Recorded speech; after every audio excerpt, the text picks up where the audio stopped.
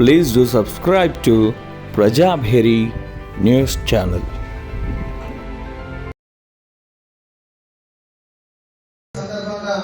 సహకార వారోత్సవాల శుభాకాంక్షలు తెలియజేస్తూ ఒక రకంగా రోజు రోజుకు ఇబ్బందులకు వెళ్తున్నటువంటి సహకార వ్యవస్థను పునరుజ్జీవం చేయాలంటే అది మనందరిపైన ఉంది. ఎందుకంటే మరొకసారి సహకార వ్యవస్థ పటిష్టత కొరకు ఎవరికి వారిని కంకణబద్ధం కాకపోతే రేపు భవిష్యత్తులో సహకార వ్యవస్థ తీవ్రమైన ఇబ్బందులు ఎదుర్కొనే పరిస్థితుల్లో ఇవాళ సహకార వ్యవస్థ ఉంది. దానికి కారణం ఎవరంటే అందులో అందరం అంటే ఒక పక్క రాజకీయ కావచ్చు, ఇంకో పక్క సిబ్బంది కూడా కావచ్చు.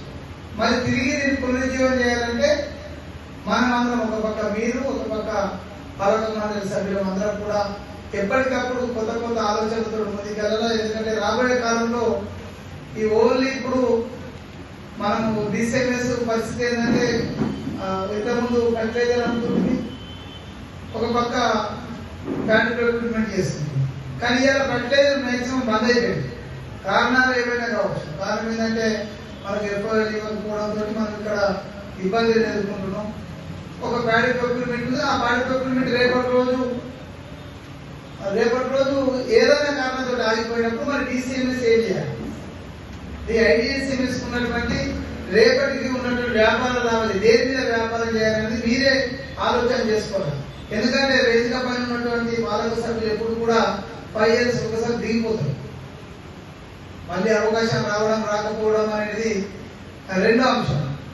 కానీ ఈ సంస్థ నడల మీకు జీతభత్యాలతో కూడా ఆర్థిక వనరులు సమకూర్చాలంటే అది మీ పైన ఎక్కువ ఆధారపడుతుందని సందర్భంగా తెలియజేస్తున్నాయి. ఎందుకంటే ఈరోజు సబ్జెక్ట్ కూడా సహకార వారోత్సవాల భాగంగా 17th రోజు వ్యాపార అభివృద్ధికి సంబంధించిన సబ్జెక్ట్ ఇక్కడ.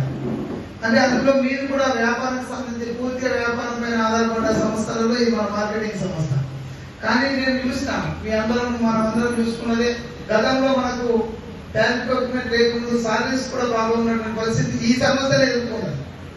వేరే దాని ఈ సంస్థనే ప్యాడీ ప్రొక్యూర్మెంట్ ప్రారంభం కాకముందు జీతభత్యాలకు కూడా ఇబ్బంది ఎదుర్కొన్నటువంటి పరిస్థితి. మరి తిరిగి ఆ పరిస్థితి వస్తే మనం ఎట్లా ఈ సంస్థను మనుగడలో ఉంచగలుగుతాం? ఏ విధంగా ఈ సంస్థను ముందుకు చేసేయగలుగుతాం? మీ తర్వాత తరాలకు మీకు అసలు ఎట్లా ఈ సంస్థ నడిపించగలుగుతాం మీద ఒక దీర్ఘకాలికమైన ప్రణాళిక చేసుకోకపోతే రేపు జరిగే నష్టాన్ని మీరు ఒకసారి అడ్వాన్స్ ఊహించుకోవాల్సిందే. కారణం ఏంటంటే ఇప్పుడు నేను 2 చెప్పిన సబ్జెక్టులో ఒకటి ఆల్రెడీ బంద్ అయిపోయింది. మేమైతే ఫైట్ చేసుకున్నాం. మన 9 లక్షల గారితో కూడా నేను క్లియర్ చెప్పిన సార్, డిసిఎంఎస్ ఉన్న వ్యాపారమే ఫర్టిలైజర్ సప్లై సార్. దాన్ని మీరు ఇవ్వకపోతే బాగుంటుందంటే మన సెక్రటరీ గారు ఏమన్నారంటే DCMS also one of the society అన్నాడు. Sir one of the society కదా సార్. డిసిఎంఎస్ ఈ జిల్లాలో ఉన్నటువంటి అన్ని సహకార సంఘాలకు ఫర్టిలైజర్ సప్లై చేసేటటువంటి సంస్థ. మరి మీరు ఎఫ్ఓలు ఇవ్వకపోతే జరిగే పరిస్థితి ఏంటంటే రైతు మీద భారం పడుతుంది.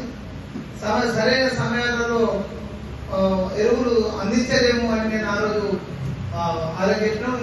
నేనైతే వాస్తవానికి ఇంకో ప్రపోజల్ కూడా చేసిన సార్, డిసిసిబి టెలిస్టాప్ ఏ విధంగా అవుతున్నాయో వాస్తవానికి డిసిఎంఎస్ మార్కెట్ ఆ విధంగానే ఉండాలి.